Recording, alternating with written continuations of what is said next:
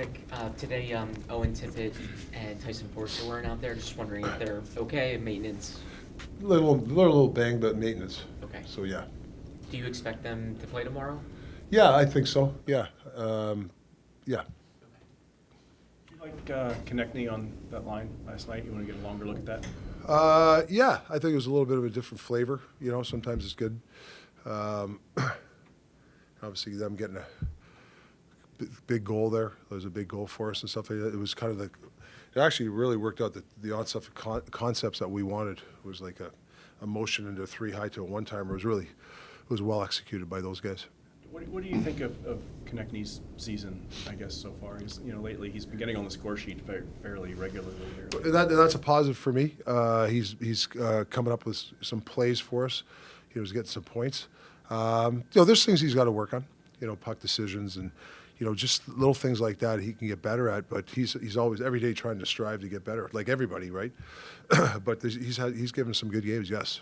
Is that just the process of while you're because he said the same thing that I've heard other guys say, is that when it comes to the offensive systems, they have to make some more decisions because of how you want them to play in the offensive zone. Is that still just an ongoing process then? Yeah, I know everybody's talking about these plays. Like we want triangles, we want motion, but it's being able to hold on to a puck and skate with it.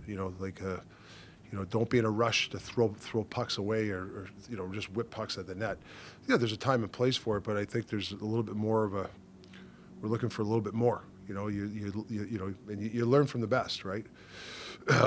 So you want motion. You want people going down the guts of the ice. You want an anchor at the net. We call it a second stick. Trevor's getting really good at it now. We're spending a lot of time with him. If you watch him, he separates himself. He gets the puck and he makes his plays. Before he would kind of stay on the outside the perimeter. If you watch now, he's attacking. He's watching the Jack Eichels, those type of Scheifele's, those guys. If you watch them, they get the puck, or McKinnon. They attack. They don't. You never see him wide, per se in the offensive zone. And he's watching those guys, and he's talking to the coaches. Where if you watch, he's attacking the middle. Then he's making his play. Where before he would stay on the outside. So that's why he's been pretty successful this year. You had looked like it was Nikita Grabenkin playing with a lot today with Avils and Hathaway. If he is playing tomorrow, what do you want to see from him to keep him maybe more in the lineup consistently? He's just got to, he's we're trying to make him an NHL player. He's spent a lot of time with the coaches. More predictable to his game. Good angles, being the first forechecker. Like if he's more predictable, it'll help the line in general. But like I said, it's hard playing. I get it, 9-10 minutes, but there's only so much ice time to go around. You got to, that's the world we live in right now.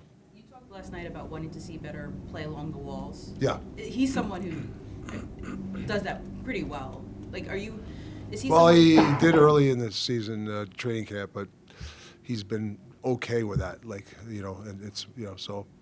I don't know if I agree to a sense, but he hasn't played a lot too. So to have that assessment, but yeah, he can be that guy, hash mark down guy. Yes, I do agree with that. Do you think that the overthinking plays into that a little bit? We've talked a lot about his overthinking, that he's come to you and said he's maybe thinking a little too much. Do you think that'll? Yeah, he's thinking. Yeah, he's thinking way too much. He's trying to process X's and O's, and then when you actually go on the ice, right? So it has to be organically.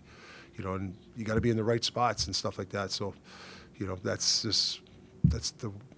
is what it is. How much do you rely on Rodrigo Avils, because he does speak Russian, to help? He does help us a lot.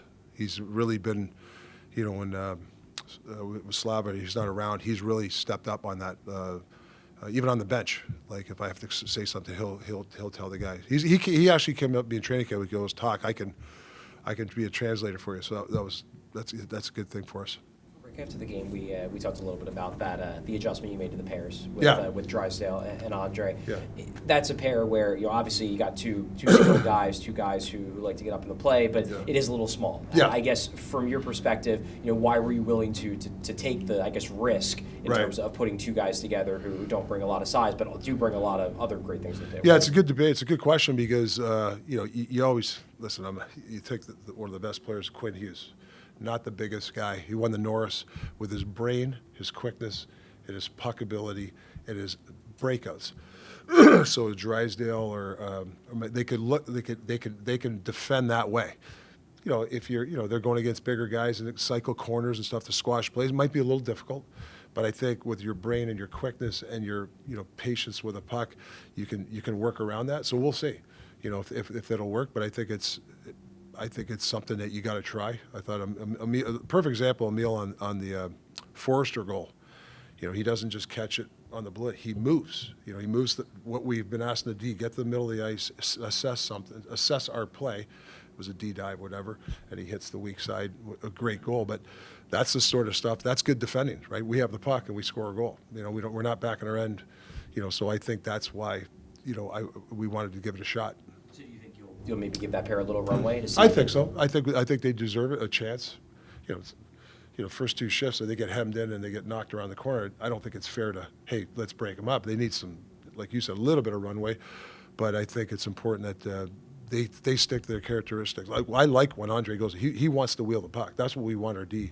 He just doesn't rim it, and he has a plan. Yeah, he's going to make mistakes, but I think it's important that you have guys like that back there.